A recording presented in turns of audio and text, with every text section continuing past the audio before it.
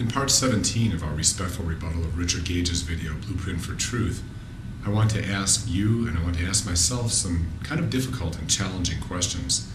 The number one objection people put out against controlled demolition could well be, how would people have been able to load all those bombs into the building and get away with it? I wanted to ask you about access for secret preparations for this controlled demolition.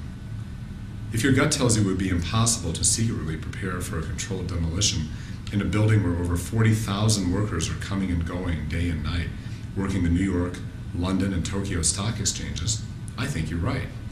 NIST says 1/4 of all 1993 World Trade Center attack survivors, remember that first terrorist attack back then? They were still working at World Trade Center buildings in September of 2001, and they told stories.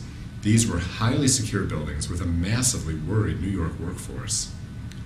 Now, the tallest building ever demolished was the 30-plus story J.L. Hudson building in Detroit. CDI's 12-person loading crew took 24 days to place 4,118 separate charges in 1,100 locations on columns on 9 levels of the complex. Over 36,000 feet of detonating cord, 4,512 non-electric delay elements were installed for a building with only 7% of the volume of one of the Twin Towers. And the explosive sounds of this demolition were deafening, and there were dozens and dozens of them. The explosive charges used to bring down the sleeker and more modern Landmark Tower in Fort Worth weighed 364 pounds. To break the structural steel, 369 linear-shaped armor-piercing charges were required. Concrete columns were broken with the larger chunks of RDX ranging from 2 ounces to 12 ounces. Each charge position had trump lines and multiple detonators to ensure reliability. The extremely loud detonation period had 120 different sequenced and delayed detonations of 8 milliseconds or greater, starting 6 seconds before the collapse began. I've already played an example of an explosive demolition, and the noise, the flashes of light, the organized pattern of squibs are unmistakable. There is nothing like those explosive sounds on videos of the collapses of any of the 3 World Trade Center buildings, and no known way to significantly muffle the sound of explosives by more than about 8 decibels. These 12-ounce explosives for a much smaller tower are quiet compared to the sounds that would be recreated by an explosive destruction of the Twin Towers. The World Trade Center would require 24 times more work per building than these buildings did, in secret, with tens of thousands of nervous office workers around. Former controlled demolition employee and advocate Tom Sullivan says shaped charges would be used for lateral ejection. That would have required welding torches, etc. And you'll hear now then the smell of burning metal, the noise of the setup. And here's what one of the dozens of columns looked like. At a minimum, every one of those columns would have needed several shaped charges up and down the length of the building to have pulled off the demolition, quote, overkill David Chandler claims occurred in Building 7 that day. The outer structural supports were right by the most desirable offices on the outside perimeter, which would be incredibly difficult to hide from the high-level government corporate workers who had occupied them. If nanothermites were just painted onto the beams, that would have warmed the steel perhaps, but a paint layer would not have concentrated enough heat to cut through. And what about receivers and detonators? Remote controls in the core would have had a hard time receiving the trigger signals amidst the aftermath of the plane crashes and the inside of an acre of structural steel per floor. Firefighters even reported having trouble with their communication devices that day. Remote controls would have to be installed everywhere. They'd be knocking out walls, poking holes everywhere, placing demolition materials in precise places, as Tom Sullivan said. Controlled demolition preparation requires complete control of the building to get it ready for destruction and get it just right. Richard Gage believes explosive nanothermites may have been used to destroy the Twin Towers, but the thermate would have created a heat-based destruction of Building 7. Now, it's true there were no explosive squibs or lateral ejections from the north perimeter wall that we could see from the collapse of Building 7. But didn't we see the same extensive pulverization of concrete in all 3 of these buildings? Would a heat-based thermate create the same extensive pulverization as an explosive nanothermitic explosion?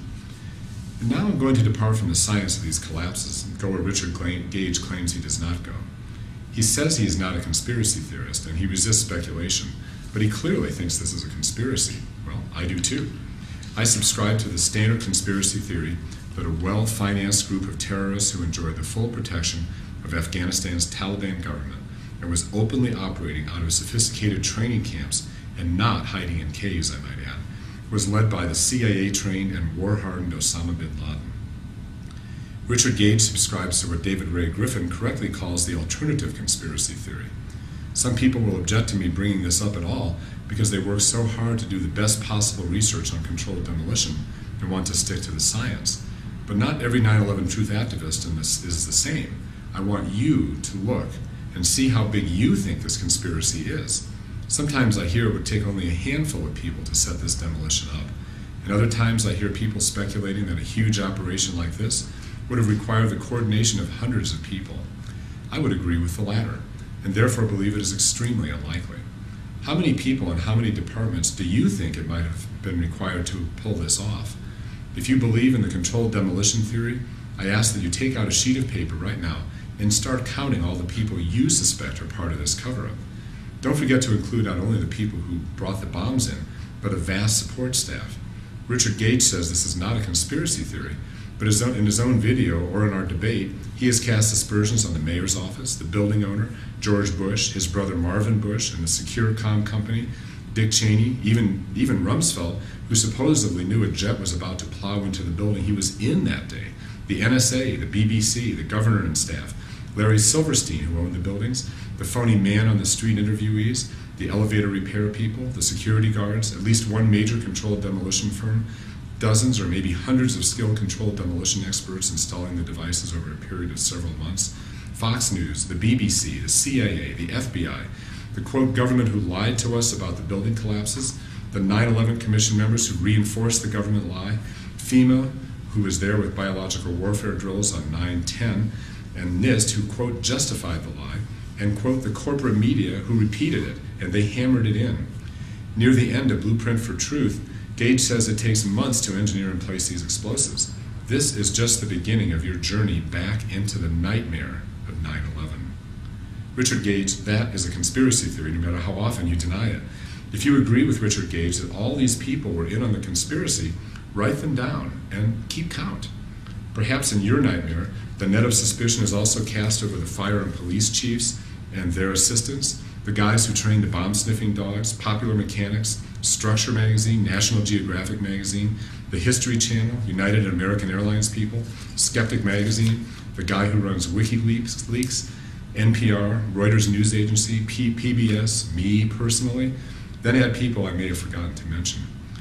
Many controlled demolition advocates believe that owner Larry Silverstein admitted to being in on the decision to, quote, pull Building 7, supposedly a term used by controlled demolition experts.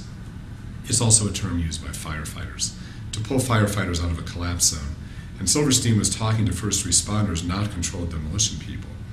If Larry Silverstein admitted to demolition, would insurance companies have given him billions of dollars? They were looking for excuses not to pay him, and at first they threatened to deny his claims because Bush declared the 9/11 attacks as an act of war, and acts of war are not covered on his policy. If you think Mayor Giuliani was in on the plot, I would love to have been a fly on the wall when someone walked into his office and first told him about a secret government conspiracy to kill thousands of New Yorkers. Giuliani is a conservative, and whatever you think of him, it is the instinct of conservatives to protect their own. Firefighters protect their own, so do the police and soldiers. If you're a New Yorker just going about your business, job number one for the mayor would have been to protect you from harm. If you're an American just going about your business, soldiers, firefighters, and cops will literally lay down their lives to protect you. So as you add people like these to your list, ask yourself if you think they would just roll over and let some spooks from another government agency engineer a secret massacre of thousands of Americans on their watch. At least some of those tough souls could not be easily terrorized into silence due to a combination of military discipline and patriotism. And among the hundreds of cowardly civilians on that list, one person getting a diagnosis of terminal cancer and deciding to reveal the truth because they don't want to die and go to hell with this unatoned sin on their souls would blow the whole cover. Finally, are you considering the Obama administration, which many 9/11 truth activists have told me is now in on the cover-up? Think hard about that one. It's exhausting for me to even contemplate the reach of this alleged cover-up, if your imagination takes you this far, as it does for many people I've talked to. Now, I know some progressives are angry with Obama for not going far enough with some kind of liberal agenda, but do you believe that only a co-conspirator could even be allowed to run for president at all? I'm not making any of this up. Other people I've talked to have made this up. Where do you draw the line between those who are in on this and those who are not? How about the theory that Osama bin Laden is still alive, or worked closely with the Bush administration, or died years ago, in spite of the fact that the Taliban and Al-Qaeda have both publicly acknowledged his death at the hands of U.S. forces in the spring of 2011? I'm not telling you how big the conspiracy would have to be. I'm asking you to answer this question yourself and come up with a concrete numerical estimate. There are as many answers to this as there are people in this movement. For some, it's tens of thousands. Now look at that number, whatever it is, and ask yourself, can 100% of these people be trusted to keep this horrific act of terrorism against the American people a secret? Take a breath.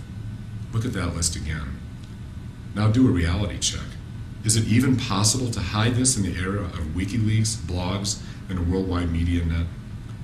9/11 controlled demolition theorists tell us that large percentages of people believe their theory, but the most recent Zogby poll that I was able to find from 2008 showed that 4.2% of Americans believe that the government made 9/11 happen. 26.5% said the government let it happen. Now that 26% is probably caused by the many articles about Bush ignoring his national security briefings. Very few people believe in the controlled demolition theory, even among groups of people with strong anti-government sentiments. Is this only because people are afraid of the truth, or could it be that controlled demolition theory flies in the face of common sense, especially when it comes to the first question everyone seems to ask? How could they have put the bombs in there in the first place? I believe the common sense answer and the correct answer are the same. They can't. There is also a common sense objection to the NIST theory of Building 7's collapse. And at last, it would be time for us to look at that 2.25 second free fall drop of the north perimeter wall to see how this is possible. One would think that free fall would mean no resistance, but that's not quite true. We'll talk about that in part 17 of our rebuttal. Thank you.